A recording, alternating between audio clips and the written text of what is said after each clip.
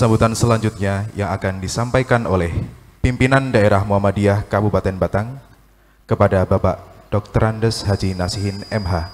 Kami persilakan.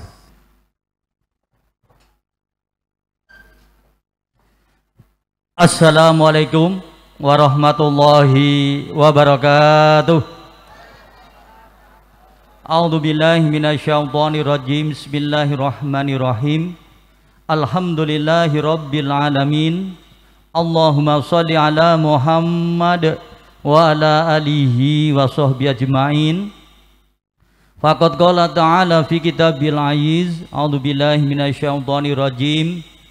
Ya ayyuhalladzina amanu taqullaha haqqa tuqatih wa la tamutunna illa wa antum muslimun. Wa fil ayatil ukhra innal ladzina yatluna kitaballahi wa aqamas sholata wa anfaqu mimma razaqnahum sirran wa alaniyah yarjuna tijaratan lang tabur. Al-ayah. Allahumma arhamna bil Quran amma ba'dah.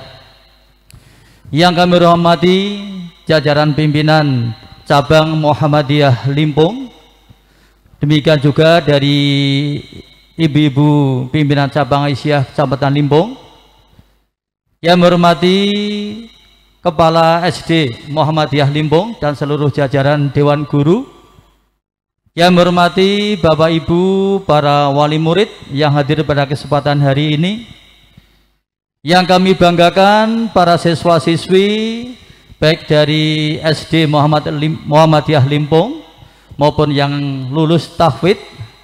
Demikian juga para tamu undangan, ada Bapak Yuswanto dan lain sebagainya, serta hadirin wal hadirat yang tidak dapat kami sebut satu persatu. Atas nama pimpinan daerah Muhammadiyah Kabupaten Batang, pada kesempatan pagi hari ini sungguh saya sangat bersyukur kepada Allah Subhanahu wa Ta'ala karena bisa mengikuti satu atau dua acara sekaligus, yaitu wisuda tahfidz 2 dan pelepasan siswa SD Muhammadiyah Limpung. Di samping bersyukur kepada Allah Subhanahu wa Ta'ala, kami juga menyampaikan apresiasi dan terima kasih kepada pimpinan cabang Muhammadiyah Limpung yang telah mengembangkan amal usaha ini, sehingga amal usaha ini terus bisa berjalan, berkembang, dan insya Allah akan maju dan akan memberikan manfaat bagi persyarikatan maupun bagi umat secara keseluruhan. Demikian juga kepada Ibu Kepala Sekolah dan seluruh Dewan Guru, saya sangat berterima kasih, apresiasi yang terus mengembangkan pendidikan ini sehingga menjadi pendidikan yang berkualitas. Wabil khusus lagi SD Muhammadiyah ini memiliki ciri khusus, yaitu bagaimana bisa mengembangkan tahfidz Al-Quran. Ini yang menjadi rasa syukur saya, kebanggaan saya, apresiasi saya selaku ketua pimpinan daerah Muhammadiyah. Mengapa bapak-bapak, ibu-ibu saya sampaikan demikian? Karena selama ini terkesan di Muhammadiyah itu terkait dengan tahfidz, dengan hafalan Al-Quran, dengan ilmu-ilmu agama dan sebagainya, ada kesan seolah-olah tertinggal dan diabaikan. Namun demikian, dengan amal usaha SD Muhammadiyah Limpung ini, kita membuktikan bahwa Muhammadiyah pun bisa untuk melaksanakan amal usaha yang terkait dengan peningkatan keagamaan, wabil khusus ilmu-ilmu terkait dengan Al-Quran ini. Bapak-bapak, ibu-ibu, hadirin rahimakumullah, bermuamalah dengan Al-Quran ini memang luas bidangnya. Di samping kita membaca, memahami, mengamalkan, menghafalkan, dan mengajarkan, ini adalah bidang-bidang muamalah. Mestinya kita sebagai insan atau pribadi muslim, bermuamalah itu meliputi 5 aspek itu. Bagaimana kita membaca Al-Quran, memahami Al-Quran, kemudian menghafalkan Al-Quran, mengamalkan Al-Quran, dan mengajarkan Al-Quran. Dan itu Allah Subhanahu wa Ta'ala menjamin akan diberikan kemudahan bagi orang yang mau bermuamalah dengan Al-Quran itu. Dalam surat Al-Qamar diulang 4 kali ayat yang terkait jaminan Allah terhadap kemudahan orang-orang yang mau bermuamalah dengan Al-Quran itu. Namun demikian sering-sering kita hanya terbatas baru membaca saja, kemudian ada yang hanya memahami saja, ada yang mengajarkan saja, seolah-olah itu menjadi hal yang terpisah, padahal mestinya menjadi satu. Nah, ini yang menjadi tantangan kita bapak-bapak, ibu-ibu sebagai umat muslim. Meskipun membaca saja terkait dengan Al-Quran itu sudah luar biasa. Membaca Al-Quran itu di samping banyak pahala, yang pahala itu nanti akan kita peroleh di akhirat, juga banyak manfaat yang bisa kita peroleh di dunia ini. Ini penelitian membuktikan bahwa situasi pandemi yang saat ini, salah satu upaya untuk meningkatkan imun kita, ini hasil penelitiannya adalah kita membiasakan membaca Al-Quran dengan bersuara. Ini nanti suara yang keluar dari mulut kita, kemudian didengar oleh telinga kita, dan hati kita juga menerimanya dan meresapinya, itu akan bisa meningkatkan imun kita. Nah, ini luar biasa. Tidak mesti harus kita dengan obat-obatan, kita membaca Al-Quran saja bisa meningkatkan imun kita. Nah, ini. Kemudian membaca Al-Quran, mengamalkan Al-Quran, ini luar biasa lagi manfaatnya, terutama bagi kedua orang tuanya. Nah, ini.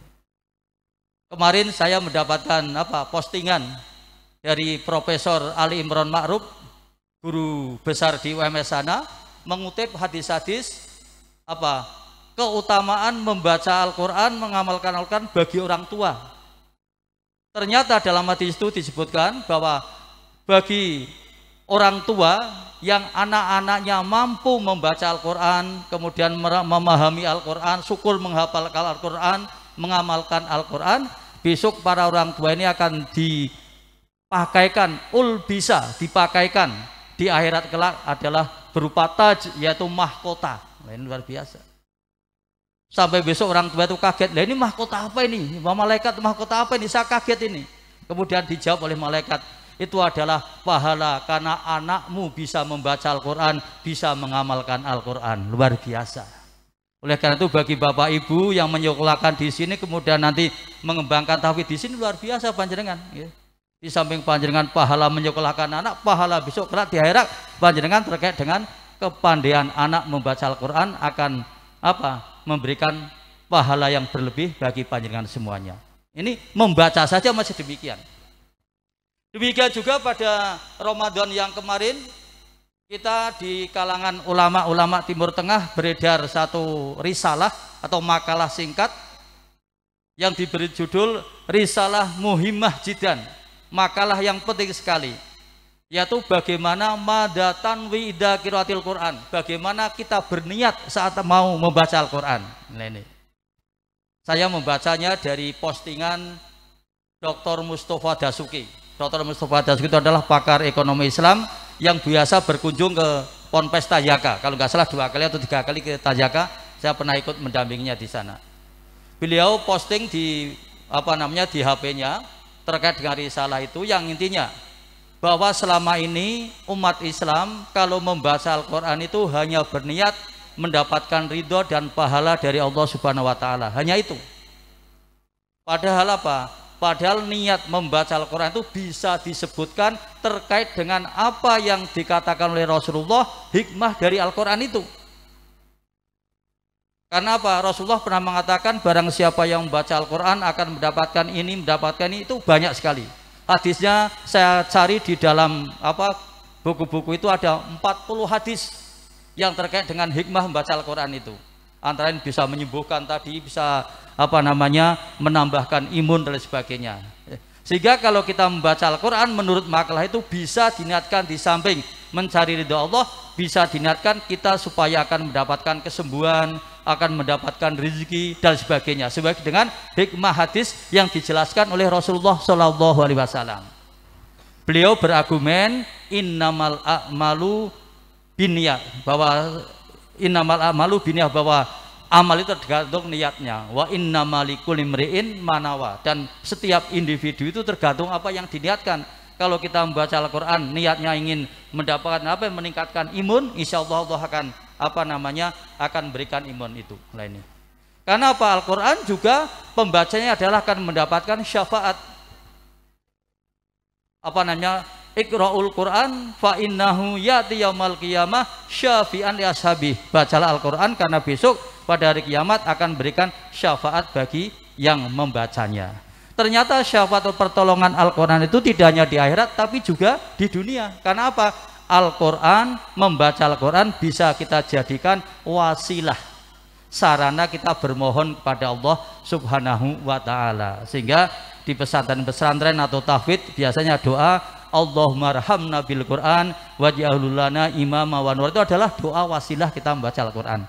Itu masalah muslim rahmatullah, membaca Al-Quran saja sudah luar biasa, apalagi menghafalkan. Nah ini, kalau kita berbicara tentang hadis menghafalkan Al-Quran, sangat banyak sekali, sangat luar biasa sekali keuntungan, manfaat, fadilah dari orang yang menghafal Al-Quran.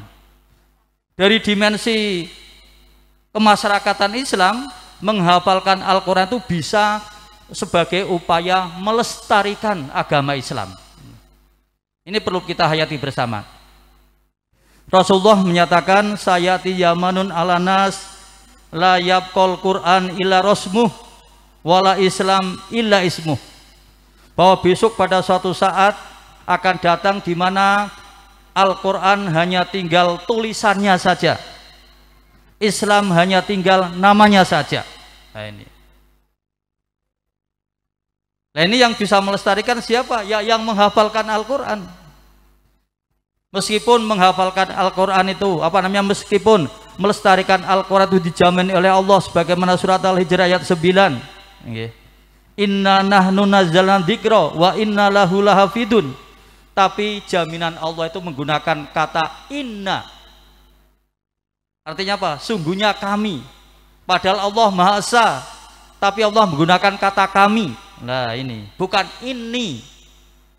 Nah, kalau saya kan inni anzaltu, saya turunkan, tapi inna nahnu nazalna, turunkan. Nah ini artinya apa? Bahwa jaminan Allah kelestarian Al-Quran itu di samping Allah Subhanahu wa ta'ala sudah mengatur sedemikian rupa, tapi tidak lepas dari upaya-upaya kita sebagai umat Islam untuk menghafalkan Al-Quran itu. Nah ini. Jadi peran dan kedudukan para hafidz Al-Quran terkait dengan keberlangsungan masyarakat Islam sangat luar biasa. Ini bapak-bapak, ibu-ibu yang dikhawatirkan oleh Kiai Haji Ahmad Dahlan. Dulu pernah Kiai Haji Ahmad Dahlan mengatakan tidak mungkin Islam itu hilang dari dunia. Tapi siapa yang menjamin Islam tetap lestari di Indonesia? Nah ini. Karena pernah terbukti dalam sejarah daerah-daerah negara-negara yang berbasis Islam, kemudian Islam itu hilang dari situ. Nah, inilah peranan para hafidz Al-Quran di sini luar biasa. Bapak-bapak, ibu-ibu hadirin rahimakumullah. Kemudian tugas kita selanjutnya ini yang menjadi tantangan kita. Al-Quran itu kan sebagai hudan, sebagai petunjuk. Padahal hudan linas, petunjuk bagi seluruh manusia. Nah, supaya Al-Quran itu bisa menjadi petunjuk, maka tentunya perlu dipahami dan diamalkan. Nah, ini kita perlu mengembangkan ke depan bagaimana di samping kita membaca Al-Quran, menghafalkan, memahami. Setelah memahami itu, kita bagaimana merumuskan aktualisasinya, yaitu implementasinya Al-Quran dalam kehidupan sehari-hari. Maka para pendidik, para guru di kalangan Muhammadiyah perlu merumuskan nilai-nilai yang terkandung dalam Al-Quran itu, kemudian nanti bisa kita aktualisasikan dalam kehidupan sehari-hari, dalam dunia kerja kita, dalam dunia bisnis kita, dalam dunia pertanian kita, dalam keluarga kita, dalam masyarakat kita, itu nilai-nilai. Nah ini penting. Dan ini metodologi pembelajaran modern harus semacam itu, Sehingga Al-Quran yang bersifat wahyu Allah Subhanahu wa Ta'ala itu oleh beberapa ulama dikatakan bisa kita bumikan, membumikan Al-Quran. Nah ini tantangan kita. Nah tentunya nanti lembaga-lembaga pendidikan khusus di kalangan Muhammadiyah ini bisa terus mengarah ke sana, termasuk tentunya pada segi-segi muamalah yang lain. Itu saya kira bapak-bapak, ibu-ibu hadirin rahimakumullah beberapa hal yang dapat kami sampaikan. Sekali lagi rasa syukur saya pribadi maupun selaku PDM, apresiasi yang tinggi kepada PCM Limpung dan seluruh amal usahanya, wabil khusus SD Muhammadiyah Limpung ini, seluruh jajaran Dewan Guru dan komite dan orang tua wali yang terus mendukung. Karena keberhasilan sekolah ini tidak hanya sekolah itu sendiri, tapi merupakan kolaborasi atau ta'awun dari berbagai pihak. Komite juga penting, lingkungan dan sebagainya penting, kemudian terkait dengan kelembagaan juga sangat penting. Maka kami berharap mudah-mudahan tahfidz ini terus akan berkembang, akan meningkat, sehingga SD Muhammadiyah Limpung ke depan akan semakin maju, semakin memberikan manfaat bagi masyarakat, bagi umat Islam maupun bangsa Indonesia secara keseluruhan. Demikian, kurang lebihnya mohon maaf. Billahi taufiq wal hidayah. Nasrun minallah wa fathun qarib. Wassalamualaikum warahmatullahi wabarakatuh.